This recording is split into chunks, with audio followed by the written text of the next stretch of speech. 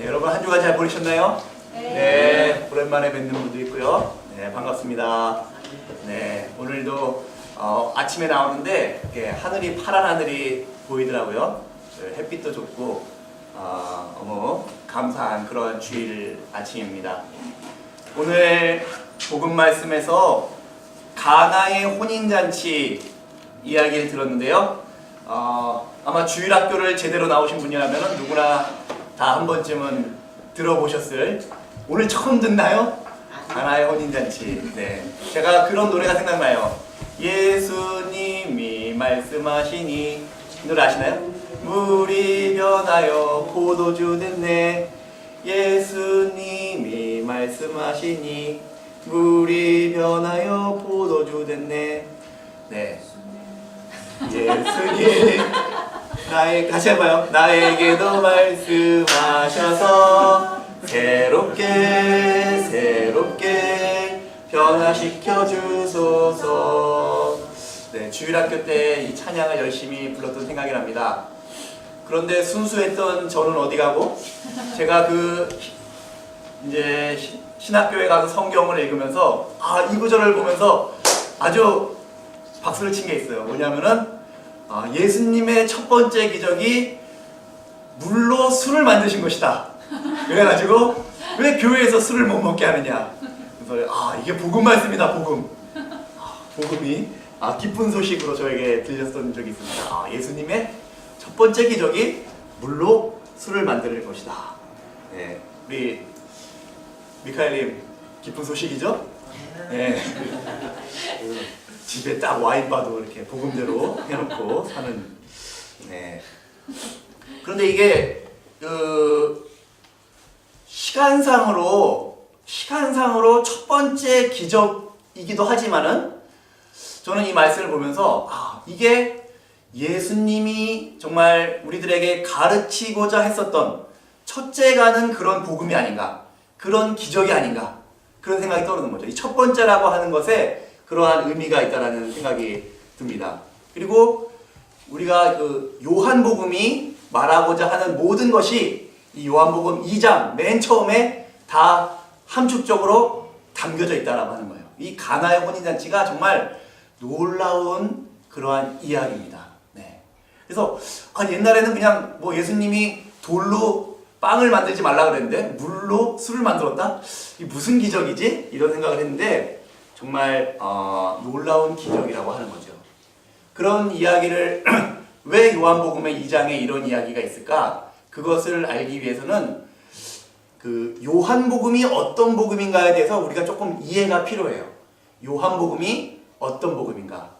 우리 성경에는 신약성서에 복음이 4개가 있잖아요. 그죠? 뭐가 있죠? 마태, 마르고, 마가, 루가, 요한. 이렇게 복음이 4개가 있습니다. 네. 그런데 이 복음이라고 하는 것은 기쁜 소식, 복된 소식이라는 뜻이에요.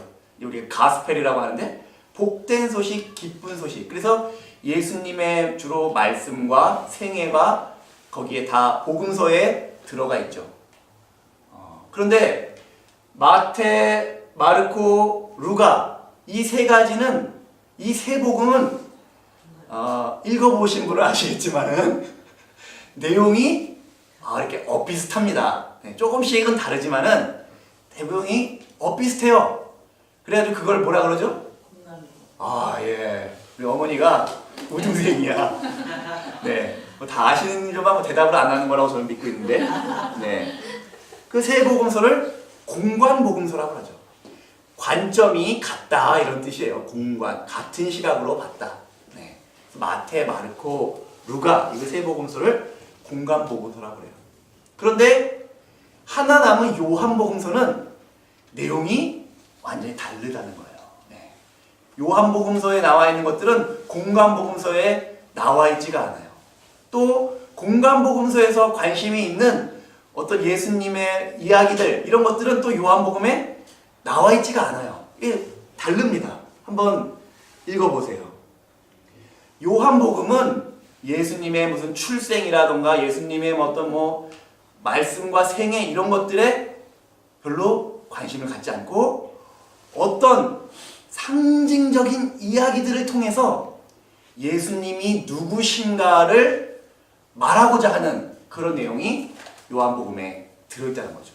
그러니까 요한복음의 기자는 예수님의 생애를 다큐멘터리처럼 이렇게 기록을 한 게 아니고 아주 잘 편집을 해가지고 후대의 사람들이 이 문서만 딱 보면은 예수님이 이런 분이시구나 라고 하는 것을 잘 알게 해놨다라고 하는 거죠.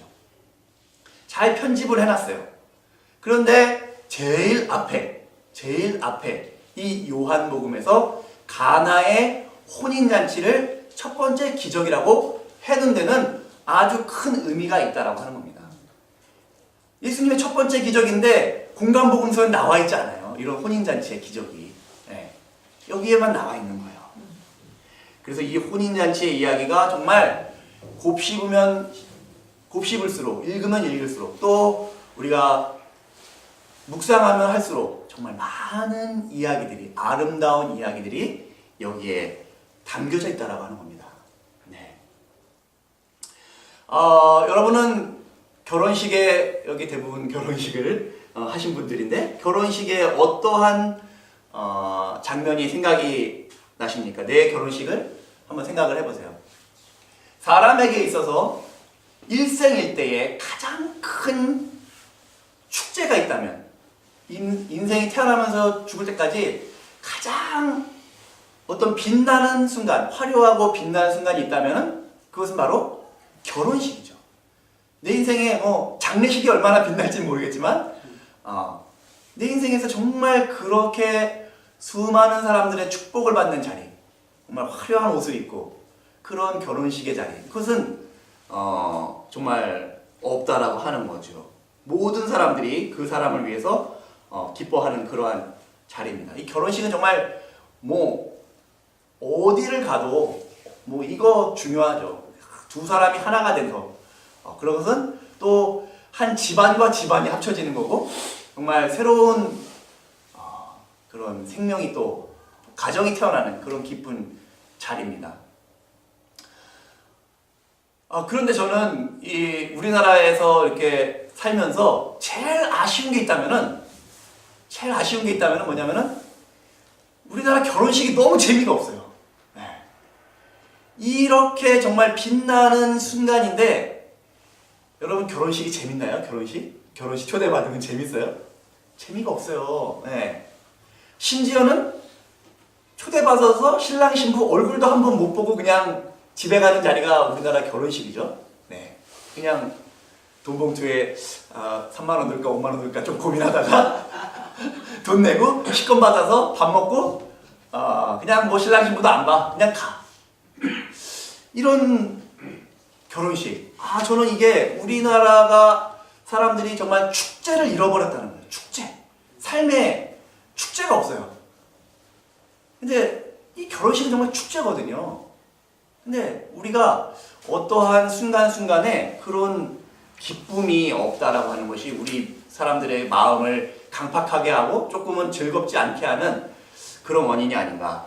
제가 그 필리핀에 있었을 때 초창기에 그 산악지대 북부에 사는 그 원주민들의 결혼식에 초대를 받아서 갔는데, 거기서는 결혼식을 꼬박 3일을 해요.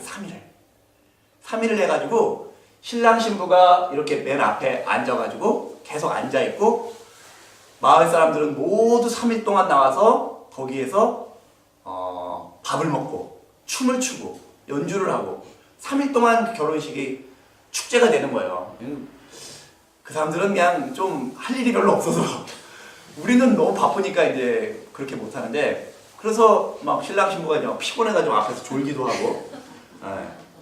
근데 참 그걸 보면서 정말 부럽다는 생각을 했어요. 진짜 이렇게 좀 축하를 해주고 그러면 좋을 텐데. 3일 동안 거기가 마을 사람들이 와서 다 밥을 먹고 그러니까, 만약에 그 잔치에서 음식이 떨어진다, 뭐가 먹는 게 부족하다, 술이 떨어진다, 이렇게 되면은 굉장히 큰 낭패라고 하는 거죠. 그리고 그 사람들이 그것을 철저하게 준비를 해야 됩니다. 만약에 그러한 결혼식장에서 어느 날 중간에 음식이 떨어져서 사람들이 그냥 돌아가야 된다면은 그거는 주인의 체면도 깎이고 뭐 신랑 신부에게도 그렇게 기쁜 일은 아니라고 하는 거죠. 그러니까 그 결혼식을 위해서 수많은 사람들이 준비를 하고 미리 그렇게 하는 것이 뭐 동서고금을 막론하고 이루어지겠죠. 그런데 이 예수님께서 초대받은 이 결혼식 잔치에 바로 중간에 이렇게 있어서는 안 될 포도주가 떨어지는 일이 일어났다라고 하는 겁니다. 정말 큰 낭패가 아닐 수 없고 잔치를 준비한 사람들은 모두 당황했을 거라고 하는 거죠.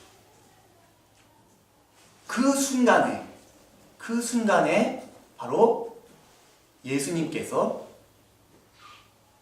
물로 포도주를 만들어서 오늘의 이야기가 계속 되었다라고 하는 거죠. 그리고 이 포도주는 예전에 있던 포도주보다 더 향과 맛이 뛰어난 그런 포도주라고 하는 거예요. 그래서 사람들은 더 흥겨운 잔치를 이어나갈 수가 있었다라고 하는 겁니다. 여러분, 이 이야기가 말하고자 하는 것이 무엇인가요? 예수님이 이러한 능력을 가졌다, 마법사 같은 그런 능력을 가졌다, 그것을 말하고자 하는 것인가? 아니라고 하는 거죠. 더 놀라운 기적도 성경에는 많이 있어요. 그런데 요한복음이 우리에게 오늘 말하고 하는 것은 이 기쁨의 잔치, 이 결혼식, 이것이 바로 우리의 삶이라고 하는 겁니다. 이 삶. 하느님께서 우리를 이 복된 잔치로 초대해 주셨다라고 하는 거예요. 우리 모두를 삶이라고 하는 잔치로 초대해 주셨다라고 하는 겁니다. 여러분 한번 따라해 보세요. 우리의 삶은 하느님의 잔치다. 하느님은 우리를 축복해 주시고 우리를 초대해 주셔서 이 복된 삶의 잔치를 만드시길 원하신다는 겁니다. 그런데 어느 순간에 그것이 끊어졌다라고 하는 거예요. 어느 순간에 그 흥이 깨지고 우리의 삶에서 의미를 잃어버리게 되는 그러한 때가 우리에게 온다라고 하는 겁니다. 내가 왜 사는지 모르겠다, 그런 마음이 온다라고 하는 거죠. 유명한 시인의 시집 제목처럼 잔치가 끝나버렸다. 잔치가 끝나버렸다. 내 인생에서 그런 순간이 누구에게나 온다라고 하는 겁니다. 그래서 흥은 깨지고 모든 사람들은 괴로움과 슬픔 가운데 머물게 된다라고 하는 거죠. 여러분, 그런 순간이 혹시 있으셨습니까? 아니면 또 그런 순간이 지금이신지 모르겠습니다. 오늘 성경에 보면 비어있는 물 항아리가 나옵니다. 6개가 나옵니다. 그런데 어떤 신학자가 이렇게 이야기해요. 이 비어있는 6개의 물 항아리는 하느님이 세상을 창조한 6일이다. 6개의 항아리가. 그런데 거기가 비어있다라고 하는 거예요. 우리의 삶이 그렇게 어느 순간에 비어있다라고 하는 것을 발견한다는 거예요. 허무하다, 무의미하다, 그런 것입니다. 성경에 보면 이 6개의 항아리는 유대인의 정결 예식을 위해서 준비되어 있었다라고 하게 되어 있어요. 그런데 이 유대인의 정결 예식이라고 하는 것은 사람들에게 기쁨을 가져다 주지, 이미 기쁨을 가져다 주지 못하고 있다고 하는 거예요. 유대교 율법에 따라서 이렇게 해라, 그러한 것들은 사람들에게 기쁨을 주지 못하고 있다고 하는 겁니다. 종교가 기쁨을 주지 못하고 있다고 하는 거예요. 그때에 예수님께서 그 항아리에다가 하인들을 시켜서 물을 부어라, 이렇게 명령을 하십니다. 그 항아리에 물을 부어라. 제가 오가면서 CBS 라디오를 자주 듣는데, 거기에 이제 CBS 라디오에 CBS 얘기하니까 눈이 갑자기 퍽 떠지시네요. CBS 라디오에 그 공익 광고가 나오는데 물은 생명입니다, 이런 광고가 나와요. 뭐 누구나 아는 얘기죠. 물은 생명입니다. 물이 생명이에요. 우리가 마시는 물이, 엄마가 마시는 물이 아이에게 양수가 되어서 거기에서 생명을 길러내는 거죠. 물은 생명입니다. 비어있는 항아리에 물을 채운다는 것은 우리의 삶 가운데에 하느님의 생명을 채워 넣는 것과 같습니다. 하느님의 말씀, 하느님께서 우리에게 주시고자 했던 그 찬란한 생명을 다시 부어 넣는 거예요. 그때에 거기에 놀라운 일이 일어났다라고 하는 거죠. 오늘 그것을 위해서 반드시 필요한 것이 있는데 그것은 무엇이냐면 바로 믿음이라고 하는 겁니다. 믿음. 첫 번째로는 예수님의 어머니 마리아의 믿음입니다. 예수님의 어머니의 마리아가 예수님께 와서 포도주가 다 떨어졌습니다 라고 이야기를 해요. 이것이 바로 믿음이라고 하는 거예요. 예수님께서 포도주를 채워주셔야 할 아무런 관계가 없는데 예수님은, 마리아는 자신의 상황을 있는 그대로 예수님께 전달했다라고 하는 거예요. 예수님께 말씀하셨다라는 거예요. 우리의 삶 가운데에 문제가 생겼을 때에 우리가 그것을 가지고 있는 그대로 예수님 앞에 나올 수 있는가? 우리는 그만한 믿음도 없다라고 하는 거예요. 어떻게 해요, 여러분? 그냥 내가 해결해 보려고 하는 거죠. 내가 해결해 보려고. 혹시 내가 기도한다고 뭐 되겠어? 아유, 뭐 이런 걸 예수님한테 뭐 얘기해, 구차하게. 우리 그런 생각으로 그냥 살아간다는 거예요. 그런데 마리아는, 예수님의 어머니는 있는 그대로를 예수님 앞에 말한다라고 하는 거죠. 있는 그대로. 내가 이렇습니다. 지금 이렇습니다. 그리고 무엇이든지 그가 시키는 대로 하여라. 이것이 바로 믿음이죠. 무엇이든지 그가 시키는 대로 하여라. 마리아는 어떤 결과를 기대하지 않았어요. 자기가 원하는 결과를 미리 계획해놓고 예수님께 기도하지 않았어요. 무엇이든지 그가 시키는 대로 하여라. 이것을 받아들이는 것, 이것이 바로 믿음입니다. 우리가 예배 가운데 이렇게 기도하죠. 한 말씀만 하소서 내 영혼이 곧 나으리이다.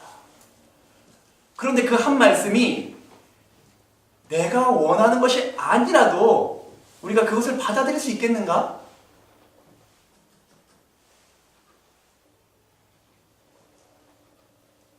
그렇지 못한다는 거죠. 어떤 사람이 그 절벽에 매달려가지고 그런 예화가 있어요. 절벽에 매달려서 누구 좀 나 좀 살려달라고, 나 좀 살려달라고. 거기 누구 없습니까? 하느님께 기도를 했어요. 하느님 제발 도와주세요. 그랬더니 하느님이 말씀하셨죠. 그 줄을 놔라. 그 줄을 놔라. 그랬더니 이 사람이 그 말씀을 듣고 거기 하느님 말고 누구 없습니까? 이렇게 했다는 그런 얘기가 있어요. 한 말씀, 무엇이든지 그가 시키는 대로 하여라. 그것을 듣고 따라가는 것. 그것이 바로 믿음입니다. 하인들은 예수님의 말씀을 듣고 그 물을 항아리에 부었습니다. 그때에 물이 변하여 포도주가 되었다고 하는 거죠. 물이 변하여 포도주가 되었습니다. 이 포도주는 그냥 술이 아니라 결혼식이 계속되는, 그리고 하느님의 잔치가 계속된다는, 그리고 우리를 구원하시는 하느님의 사랑의 상징이라고 하는 거죠. 오늘 이사야서는 이렇게 말씀하십니다. 이제는 너를 사랑하는 나의 임이라 부르리라. 너의 땅을 내 아내라 부르리라. 너를 지으신 이가 너를 아내로 맞으신다. 이 삶이 결혼잔치예요. 하느님이 신랑이고 주님이 우리의 신랑이고 우리가 신부되는 그러한 잔치라고 하는 것입니다. 그런데 우리가 과연 그러한 잔치를 누리면서 살고 있는가? 문학작품 속에서 가장 극적인 장면을 하나 꼽는다라면 너무나 유명한 이야기죠. 바로 레미제라블에서 장발장이 그 신부님, 주교님인데 그 주교님을 만나는 장면입니다. 거기에서 장발장이 은초대와 은쟁반을 성당에서 훔쳐갔는데 그 미리의 주교가 그것을 다시 장발장에게 주면서 선물로 주는 거죠. 장발장의 마음은 그때까지는 자신의 그 비천한 신세와 또 자기를 이해하지 못하는 분노가 세상을 향한 분노가 가득 차 있었습니다. 그런데 그 주교의 그 한마디, 그 선물로 주는 그 한마디로 인하여 그의 온 존재가 변화하는 그 장면이야말로 정말 놀라운 장면이 아닐 수 없습니다. 거기에서 이전의 장발장은 죽고 새로운 사람으로 거듭나 태어나게 된다는 거죠. 이것이 바로 물이 변하여 포도주가 되는 사건입니다. 바로는 오늘 고린도서의 말씀에서 바로 우리에게 새로운 생명을 주시는 이 생명의 물, 그것을 무엇이라고 하였는가? 바로 성령님이라고 한다는 거죠. 성령. 성령이 우리에게 오시면 우리는 새로운 존재로 변화한다라고 하는 겁니다. 빈 항아리 같은 우리에게 성령이 오시면 우리는 삶의 의미와 기쁨을 회복하게 된다라고 하는 거죠. 우리는 이제 더 이상 빈 항아리로 살아가는 삶이 아니라 우리에게서 향기 나는 포도주로 인하여 또 은총의 열매로 인하여 세상의 잔치가 계속되게 하는 그러한 존재로 변화한다라고 하는 것입니다. 그때에 우리의 변화를 보고 사람들은 이렇게 말할 것입니다. 아니, 저 포도주가 도대체 어디에서 났는가? 저 사람은 내가 알던 사람 아닌가? 그런데 저렇게 변화했구나. 요한복음이 말하고자 하는 것은 바로 이것이라고 하는 거죠. 그리스도의 잔치, 가나의 혼인잔치를 통해서 우리가 성령으로 거듭나고 우리의 삶이 하느님 나라의 잔치로 거듭날 때에 거기에서 하느님의 창조의 역사가, 끊어진 하느님의 창조의 역사가 계속된다라고 하는 것입니다.